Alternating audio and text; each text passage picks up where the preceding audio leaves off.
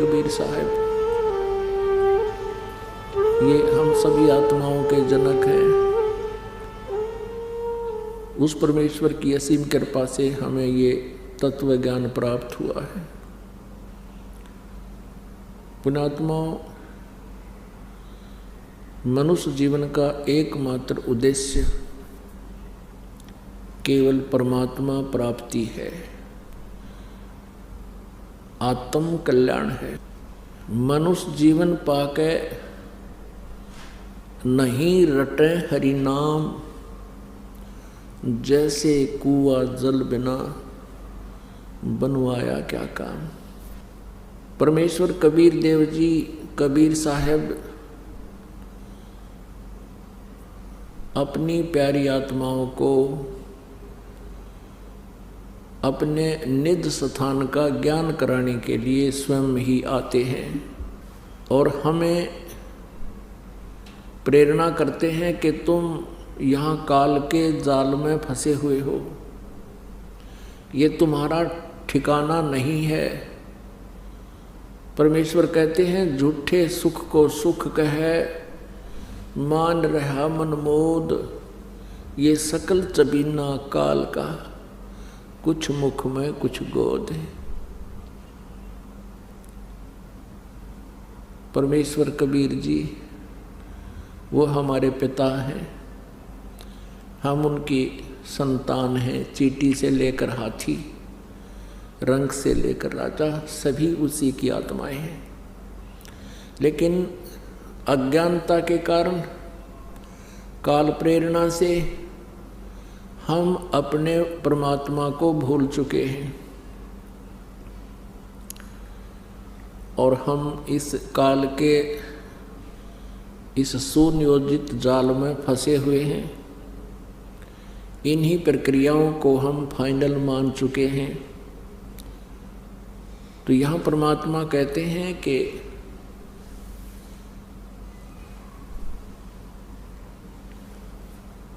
इस झूठे सुख को सुख कहे ये मान रहा मनमोद, सकल चबीना काल का, कुछ मुख में कुछ गोद है। उस परमेश्वर ने पूर्ण ब्रह्म ने आकर के स्वयं ही अपनी जानकारी हमें बताई कि तुम यहाँ के वासी नहीं हो। परमात्मा कहते हैं, ये काया तेरी है नहीं, माया कहाँ से हो। चरण कमल में ध्यान रख, इन दोनों को खो। नंगा आया जगत में, नंगा ही तू जाए, और बीच कर ख्वाबी ख्याल है, ये इस काल ने और माया ने तुम्हें भरमाया। सर्व सोने की लंका थी, रावण से रणधीरम, एक पलक में राज विराजी, जम के पड़े जंजीरम। परमात्मा याद दिलाते हैं कि आप जी जिस व्यवस्था में अपना मानुष जीवन व्यस्त किए हुए हो, बर्बाद कर रहे हो, व्यर्थ कर रहे हो, उद्देश्य क्या रखा हुआ है कि घना धन हो जा, बड़ी कोठी बन जावे, उसमें चिप्स मार्बल लग जावे, अच्छी कार हो, बैंक बैलेंस घना हो, फिर क्या हो जाएगा। परमात्मा याद दिलाते हैं कि सर्व सोने की लंका थी। रावण ने लंका पूरी जो है सोने की ईंटों से बना रखी थी, जैसे यहाँ गारा की ईंटें बनी हुई हैं और सीमेंट में चनी जाती है, चूने में चनी जाती थी, ऐसे सोने की ईंटें, स्वर्ण की, गोल्ड की, और गोल्ड की ही गारा सीमेंट, उसमें उसने महल बना रखे थे अपने। और यहाँ किसी के पास 200 ग्राम सोना हो जाए तो काख पीटता फिरे, और इन्हों सोचा बहुत धनवान हो गया। परमात्मा कहते हैं ये भूल है। सारी सोने की लंका थी, रावण जैसे सूरवीर थे। परमेश्वर कबीर जी कहते हैं, भक्ति बिना क्या होत है, ये भरम रहा संसार, रति कंचन पाया नहीं, रावण चलती बार। रति माने 1 ग्राम स्वर्ण रावण अपने साथ नहीं ले जा सका, सर्व सोने की लंका थी। तो क्या बताते हैं, भक्ति बिना क्या होत है, ये भ्रम रहा संसार, रति कंचन 1 ग्राम गोल्ड रावण साथ नहीं ले जा सका जब मृत्यु हुई चलती बार। दूसरी हमारी इच्छा क्या होती है, डिमांड, कि संतान हो, और संतान में भी पुत्र नहीं हुआ तो हम संतुष्ट नहीं होते। इस काल ने हमारे एक ऐसी प्रेरणा भर रखी है, जीव के बस की बात नहीं। परमात्मा कहते हैं, यदि आपके संस्कार में कोई पुत्र है बहुत अच्छा, पुत्र नहीं है और पुत्री है बहुत अच्छा, और ये दोनों ही नहीं, संतान ही नहीं है तो उससे भी अच्छा। अपनात्मा यूं कहते आए हैं कि जगत और भगत का सदा ही विचारों का जो है आपस में डिफरेंस रहा है, और जिस कारण से उन दोनों के विचार कभी नहीं मिलते। दूसरे शब्दों में ये कहते हैं, जगत और भगत का सदा ही बैर रहा है। इसका कारण क्या है? क्योंकि संत भक्त परमात्मा के उस विधान के अनुसार चलते हैं जिसका जगत को, यानी जो साधक नहीं है उनको ज्ञान नहीं। जगत को ज्ञान है केवल काल प्रेरणा का, काल की व्यवस्था का, ज्योति निरंजन द्वारा एक सुनियोजित षड्यंत्र रच के जो फंसा रखे हैं, केवल वहीं तक वह सीमित है। इसलिए ये शब्ददास ने कहा कि जिनके संतान नहीं है वो बहुत ही अच्छा, और है वो भी अच्छा, पुत्र है वो भी अच्छा, पुत्री है तो भी अच्छा, लेकिन संतान बिल्कुल नहीं है बहुत अच्छा। क्योंकि यदि आप भक्ति करना चाहते हैं तो परमात्मा के विधान से आपको परिचित होना पड़ेगा, उस पर विश्वास करना ही पड़ेगा। हम यहाँ एक दूसरे के साथ संस्कारों के कारण जुड़े हुए हैं, और संस्कार से ही कोई पुत्र बनता है, कोई पुत्री बनती है। संस्कार से ही हम एक दूसरे के नाती बनते हैं, कोई साला बनता है, कोई दामाद बनता है, कोई ससुर बनता है, कोई सास बनती है। कहने का भाव ये है कि हम एक दूसरे से के साथ हमारे संस्कार जुड़े हुए हैं, जिस कारण से हम यहाँ संयोग से जुड़ते हैं, उस पूर्व जन्म के संयोग से। उन संस्कारों से हमारा फिर संयोग बन जाता है, हम यहाँ एक दूसरे के साथ जुड़ जाते हैं। एक उदाहरण देते हैं। एक व्यक्ति था, किसान था, उसको एक पुत्र प्राप्त हुआ, उसकी पत्नी की मृत्यु होगी। उसने दूसरा विवाह करवाया, उससे एक पुत्र की प्राप्ति हुई, फिर उसकी पत्नी की भी मृत्यु होगी और स्वयं की भी मृत्यु होगी। बड़ा लड़का जो था वो पहले वाली पत्नी से था, और दूसरा दूसरे वाली पत्नी से हुआ। उनकी आपस में एज फैक्टर में कम से कम भी 10-12 वर्ष का अंतर था। छोटा लड़का 12 वर्ष का हुआ तो बड़े बड़े लड़के का विवाह हो चुका था। छोटे वाला लड़का यानी उसका छोटे वाला भाई बीमार हो गया। अब उन दोनों ने बहुत कुछ इलाज करवाने की चेष्टा की, भाई और भाभी ने, लेकिन इलाज भी करवाते रहे। फिर कुछ दिन के बाद उनके मन में दोष आ गया कि यदि ये अब मृत्यु को प्राप्त हो जावे तो सारी जमीन अपनी ही रह जावे, सारी संपत्ति अपने पास रह जावे। और अब ये बीमार चल ही रहा है, सभी को पता है। तो उन्होंने क्या स्कीम बनाई, एक डॉक्टर से बात कर ली। डॉक्टर ने 500 रुपये लिए और उसको विष दे दिया छोटे भाई को, उसकी मृत्यु होगी। बात रफा दफा हुई, सभी को पता था भाई बीमार चल रहे हैं, महीना 2 महीने से वो बीमार थे, मृत्यु होगी, बात खत्म हुई। कुछ दिनों के उपरांत उस बड़े भाई को पुत्र प्राप्त हुआ और बहुत ही अच्छी तरह उसका लालन पालन किया, क्योंकि पूरी संपत्ति थी।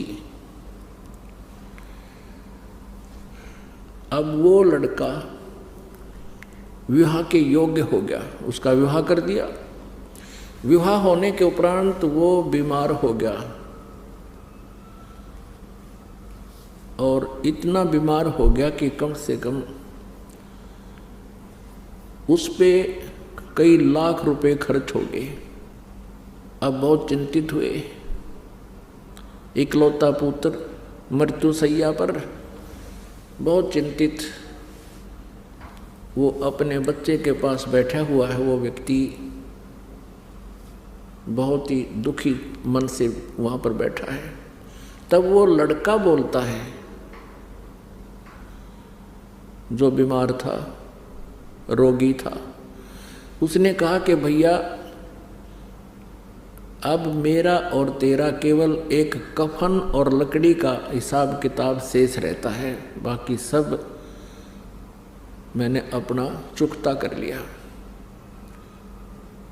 लगभग आधी संपत्ति उसने सेल कर दी उस अपने पुत्र के इलाज के लिए, ट्रीटमेंट के लिए। तब उस व्यक्ति ने सोचा कि बच्चा बहुत बीमार है, इसकी मानसिक हालत भी बिगड़ गई है, ये मुझे भाई कह रहा है।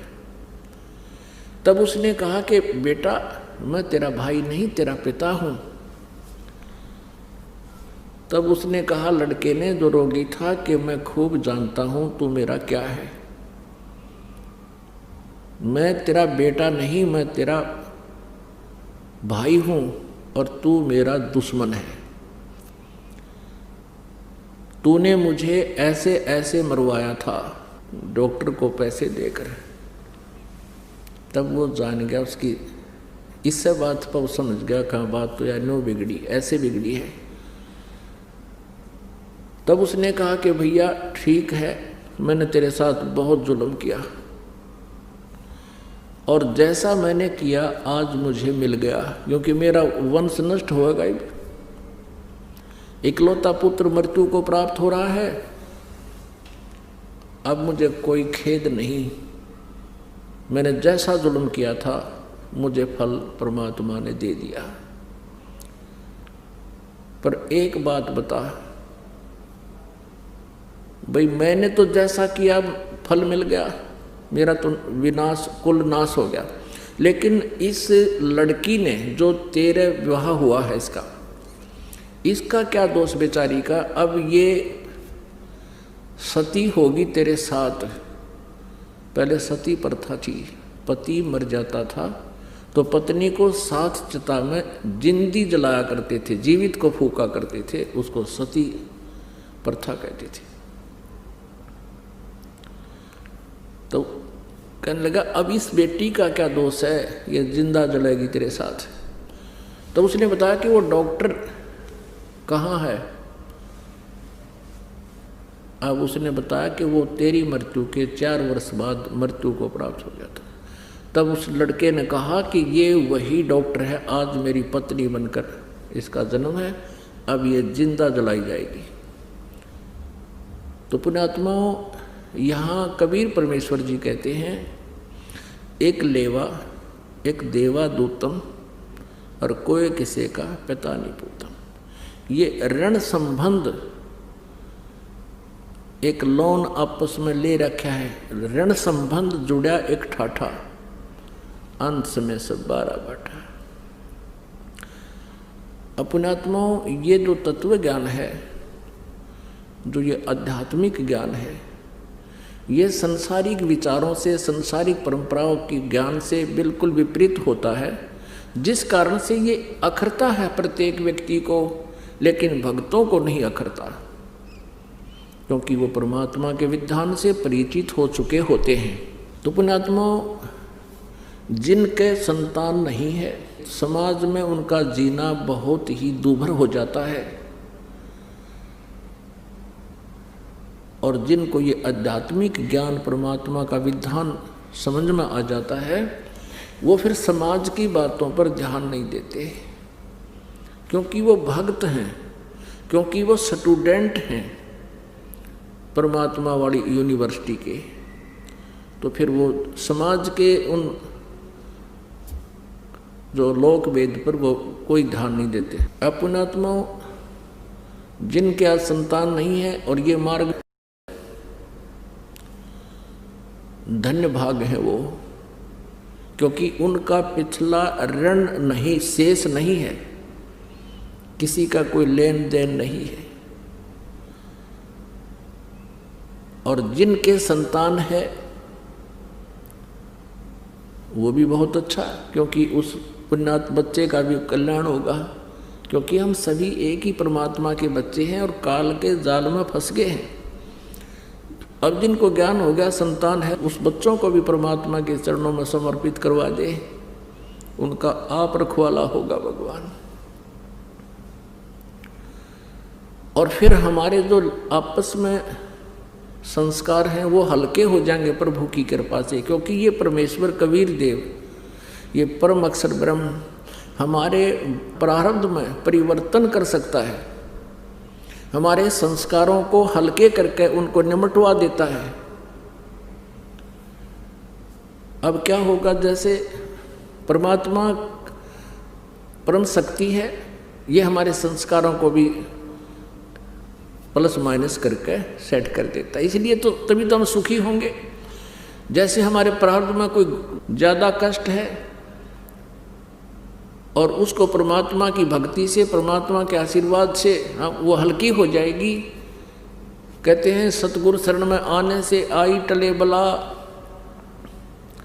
और जय मस्तिष्क में सूली हो वह कांटे में टल जा।